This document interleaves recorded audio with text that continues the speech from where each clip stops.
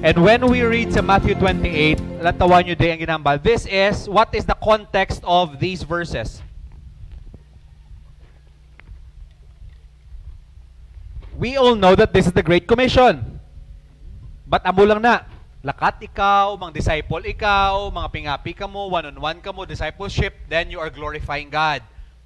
But in the overall picture of things, this is in the context of Christ's post-resurrection. After Christ was resurrected, when He faced His disciples, anong ginambal niya? Let us be clear with this. Hambal niya sa verse 18, all authority in heaven and on earth has been given to me. Question, if all authority has been given to Christ, ano yung authority ni Satan? If all authority was given to Christ, what kind of authority does Jesus have? All authority, what does this mean? Okay, I want us to focus on this very subject this afternoon because this is a very important subject when we talk about what we call the mediatorial kingdom of Christ. Okay, kadalom no? But the word mediator is a biblical term, meaning hindi mo ni mapalagyuhan. Maski do kadalom siya, nagadalom ni siya because we are not used to using these words. We are used to saying God is love, God is gracious, but Christ's mediatorial kingdom, ano na siya? If you don't understand Christ's mediatorial kingdom, you will have problems in understanding even the gospel. Okay? So, kinanglan ni mo maintindihan, kag naton maintindihan, when we are talking here of a kingdom, take note of the language here. All authority in heaven and on earth. Question, isn't Jesus God from the beginning? Nga may ara pagit siya authority. Amo na sa isa ka question. Why is it, ang kagang language pa is on the passive tense. Passive siya, or passive verb, has been given. Maghambal ikaw has been given, someone did the action. Okay? And who did the action? It was God the Father. God the Father has given authority. Question, why authority si Jesus, how? Nga, kailangan pa sa tagaan authority. Kung may ara naman siya nga authority, have you ever asked this question? Why was it that Christ Himself was quote-unquote given the authority in heaven and on earth? If we don't understand this statement, even the Great Commission is something nga imukusog na gamiton mo para mahimo mo na. If you don't understand this statement, you will fail to understand that there is something what we call authority ginhatag kay Kristo. Abi ko, si Christ kintagaan na siya. Take note of this, beloved Ecclesia. And I want us to be very clear with this intent.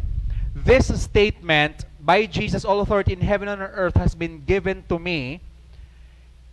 The word given is taken from the very portrait of Daniel chapter 7.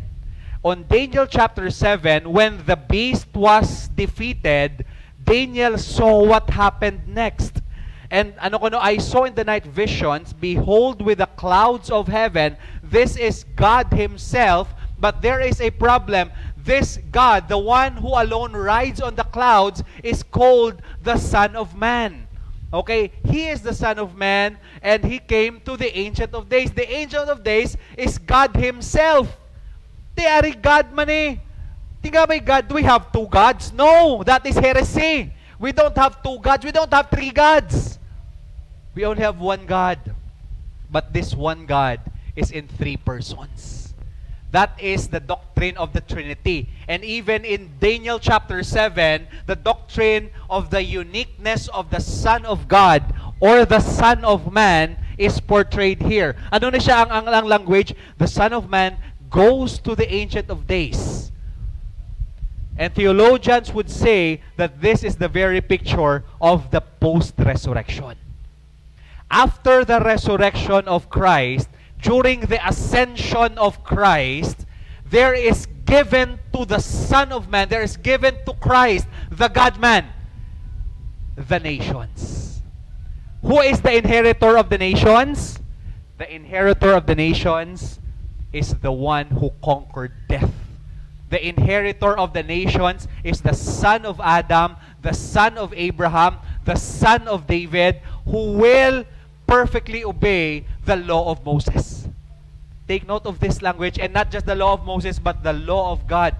There is what we call the covenant of works for the Son alone, na ginhatag sang Ginoo in eternity. Nga ano ba niya? Because the Father has actually given me a mission. He has sent me to earth. Okay pa ng brain cells nyo? Okay? In eternity past, God the Father has given a covenant to the Son, and this covenant to the Son is what we call as the eternal covenant or the covenant of redemption. Amo ni siya ang actually overarching covenant, sang tanan-tanan yung covenant sa Bible. The overarching covenant is what we call the covenant of eternity or the covenant of redemption. And take note of this, beloved. May ginhatag sa iya after niya na mismo nahimo ang death, burial, and resurrection. Because of this, he was given, ginhatag siya? Verse 14, and to him was given. The language, the same given in Matthew 28, is the same here in Daniel 7. And was given to him dominion and glory and a kingdom that all peoples, nations, and languages should serve him. That is why in Matthew chapter 28, ang next line is on, go therefore and make disciples. Meaning, the nations are yours. I have covenanted to you a people, the elect. Ang elect from all nations. Sadly, this is not the post-millennial thinking ang nations maging Christians, but no, what we believe is not the Christianization of the nations, but the Christianization of the elect from all the nations. Amo na siya. Okay nga, kaya ang madaog sang gospel, hindi man ang bilog nation, or pwede na siya matabo, depende sa will sa Ginoo, if elect niya tanan nga geopolitical nation sa dira, but ang clear na is that kwaon niya ang iya. Okay, kwaon niya ang iya. I hope nga klaro na siya sa aton. So this kingdom is one that will not pass away. So clear siya sa aton. This is something that has happened when the fullness of time had come. God sent forth His Son, born of a woman, born under the law. Why is there mediation? Abi ko, si Kristo, may authority na siya before. Yes, take note of this. And why na siya sa PowerPoint? But I want you to really understand the mediatorial kingdom. When we are talking of the kingly rule of Christ, there is only one rule, okay? The sovereign rule, okay? A sovereign rule ni Christ. But I want us to really differentiate the sovereign kingdom of Christ or the natural kingdom of Christ from His mediatorial kingdom. Okay? Nga, kinalan siya i-differentiate because even before time began, ari medyo madalom-dalom na siya, sang si God the Son was with God the Father, they were always walking through. They own the entire universe. They own everything. They have dominion over everything. The Son of God has dominion. Pingagaan ba siya authority? It's because of this. Because when God created the heavens and the earth, when God created the earth, God gave dominion, delegated dominion to a human being. He created this dominion and this command to a man named Adam. And ano ba niya kay Adam? You will exercise dominion on earth. This is what we call the kingly duty of Adam. Did Adam pass or fail the covenant transaction with God? He failed. God did not fail, but Adam failed. Take note of this. Adam failed on this very intent that when he was the one asked by God and commanded by God to not do this, he did it. Habang sa Ginoo, you shall not eat of that tree because the moment you eat thereof, you will surely what? Die. God gave dominion to man, but man failed. Therefore, sino ang behind sa tao? Was Adam considered the father of lies? No. Yes, it was Adam who disobeyed. It was Eve who was deceived. But behind them was Satan. And Satan was called the father of lies. So meaning, ang nagdominion or magdominate sa human race is the father of lies. The one behind that sin. So meaning, if ever, take note of this, if ever God Himself would be true to His promise that He would save a people, He needed for man to take dominion. But halin sa kay Adam, pakagto sa end sang Old Testament, wala sang tawo nga naka-perfect sa iya itsugo. He needed a man to do it. That is why the only solution is for God to become man. This is what we call now, ano na siya? This is the beauty of the second person of the Trinity, that Jesus Christ Himself became a human being because we human beings cannot even go to God. Amo na siya, bako kagina sa ating membership class.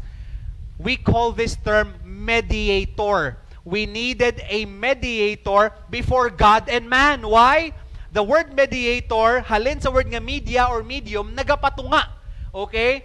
Kung wala sa may nagapatunga sa inyo, we call it immediate. Amo na siya ganyan ba kung may immediate gratification, makuha mo na sa gusto mo. Okay? But kung may hara ikaw sang mediate or may naga-mediate, may nagapatunga, it's either may nagapugong sa imo or laban-laban, may nagapasa halin sa imo nga sa nagahatag satisfaction sa imo pakagto sa imo. So ang media may nagapatunga. And kinanglan may mapatunga before God and before man. And that person should be both God and man. Why? Because if it is not, or if he is not God, then he has no right to represent God. And if he is not man, truly man, he has no right to represent men. He needed to bear the sins of men. That is why he needed to be God. And he needed to be man as well so that he can go to man and represent them before the Almighty God. So kinanglan, and in the wisdom, nakanta na itong kagina, in the wisdom of God, He sent His Son, born of a woman, born under the law, that ano ko no? To redeem those who are under the law so that they might, or so that we might receive adoptions as sons. This is the wisdom of God. This is the mediation of God. So this is why, when we are talking of the mediatorial kingdom of God, the very first question we need to ask is this. What is the mediatorial kingdom of God? The first question we need to ask is this. Who is the mediator? Why? Because when you answer who is the mediator, your only answer is this. Jesus Christ, the God-man, is the only mediator. When you understand the nature of Christ as the God-man, you will understand now the nature of the kingdom. What is the nature of the kingdom? It should be both God and man. It should be both of God and of man. Meaning, ang mediatorial kingdom, nakuha lang ni Kristo when He did something that Adam failed to do. When He presented His life, and when He obeyed perfectly the law of God, which Adam failed, when He died the death of sacrificial death, and when He was raised from the grave, that is the moment that He was given the reward of eternal life. And He was given this very, authority. And when He was given the authority, He now owns the elect from all the nations. Therefore, go and make disciples of all nations. I hope that is clear, beloved. So the mediatorial kingdom of God is this. Why was it given? Is it the Son of God already the owner of heaven and earth? Yung sulat ko lang para makita ninyo. Yes, but we also need to clearly distinguish the specific difference between the natural, or what we call the essential supremacy. This is the sovereignty of the second person of the Trinity, and the mediatorial dominion of Christ. There is a difference. And the difference is, why ta ginasipak sila? They are always in one person, pero gina-distinguish ta ang mediatorial and sovereign kingdom of Christ, where His work as prophet, priest, and king. Ano naman na pastor? Beloved, when I talk of mediator, the mediator has always three main offices. It has three main offices: prophet, priest, and king. Why? Because the mediator is the Messiah. And the Messiah, ano gani? Messiah. Kung makabutang ikaw sa Hebrew, the word Messiah is the anointed one. And there are only three offices in the Old Testament that is anointed. You anoint the king, you anoint the prophet, you anoint the priest. You don't appoint just like Kibuloy. Okay? You anoint. There is an anointing from God Himself. So meaning, there is the exercise of prophet, priest, and king. There is no one in the Old Testament that has all these three except siguro si Adam. Okay? Si Adam has this prophetic role to preach the word to the people. And the people, there was his wife, pero na-fail man siya. Kaya why niya ginhambal? He was silent. That is why Eve was deceived. And then priest, he was the one that should mediate the righteousness of God to His people. Pero sa dere, sin niya ang ginhatag niya sa people. Kay Adam. Sa dere, did Adam exercise the dominion? No. He did not exercise his kingly office. That is why when we are talking of the mediator, it is always the mediatorial kingdom of Christ. The three offices is what we call in Latin, para dumay medyo maalam-alaman kita, the munus triplex or the munera. The munus triplex or the three offices of Christ as prophet, priest, and king. And Christ as prophet, He is the mediator of God's word, the only mediator of God's word. Christ as priest is the only mediator of God's righteousness. And Christ as king is the only mediator of God's kingdom. So I hope it will be clear sa ato na siya mismo. This is what we call the mediator. Kaya pa sa brain cells ta? Okay pa? Please hold on to this thought, because the mediatorial kingdom of God is why we end up in the book of Revelation with thanksgiving when He said that the kingdom of this world has become the kingdom of our Lord. Mas maklaro na siya sa aton. So the focus of Christ, let's all read this together. Ready, go. Focus of Christ's mediatorial rule and dominion is redemptive. Specifically, what the God-man receives from the Father due to His humiliation and perfect obedience, all the people of God in eternity and advancing in history through His church, distinguished from His essential or natural sovereignty over everything as the Son of God, Christ's mediatorial kingdom is the redemptive rule of the God-man over His church.